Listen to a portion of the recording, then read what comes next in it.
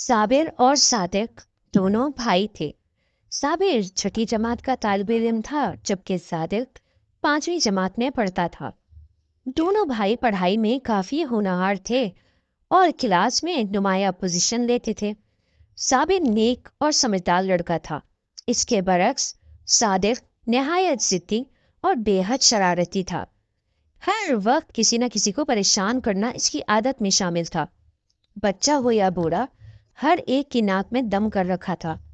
सादिक की माँ अक्सर इसे समझाती कि बेटा, बिला वजह किसी को तंग नहीं करना चाहिए, पर वो इनकी बातों को नजरअंदाज कर देता।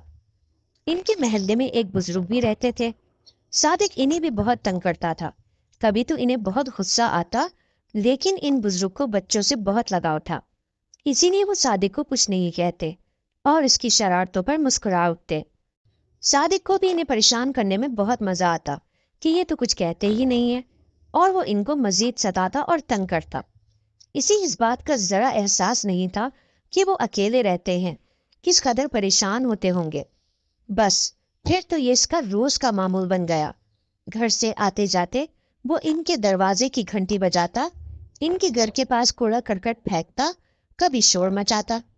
एक दिन हस्बे मामूल वो इनके घर की घंटी बजाकर भागा ही था कि सीढ़ियों से फिसल गया और वो जोर से जा गिरा और चीखने लगा। पहले तो इन बुजुर्ग ने समझा कि वो जानबूझकर शोर कर रहा है, लेकिन जब रोने की आवाज तेज हुई तो वो फौरन बाहर निकले और इसे उठाया। सादिक बेहोश हो चुका था और वो इसे अस्पताल लेकर गए और इसके अम्मी अब्बू को भी बुला लिया। डॉक्टर ने बताया कि इसके पांव की हड्डी टूट गई है और वो चल नहीं सकता जब तक कि ठीक ना हो जाए। जब सादिक को होश आया तो सब इसके इर्द गिर्द जमा थे। सादिक ने जब इन बुजुर्ग को अपने पास बैठे देखा तो इनसे लिपट गया और रोने लगा और कहा, मुझे माफ कर दें, मैंने आपको बहुत तंग किया, हर वक्त परेशान किया, और फिर भी आप मुझे यहाँ ले आए।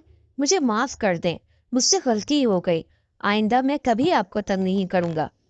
इन बुजुर्ग ने सादिक को चुप कराया और कहा, तुम तो मेरे बेटे जैसे हो, मुझे तुमसे कोई शिकायत नहीं है। सादिक ने मुस्कुराकर पूछा, क्या मैं आपको दादा जान बुला सकता हूँ? इन्होंने जवाबन कहा, क्यों नहीं, और वो इनके गले से लग गया। दादा जान ने सादिक को नसीहत की कि बेटा, हमें किसी को बिला वजह तंग नहीं करना चाहिए, खासकर अपने बड़े बुजुर्गों को बिल्कुल भी नहीं करना चाहिए, बल्कि इनसे तो हमें दुआएं लेनी चाहिए।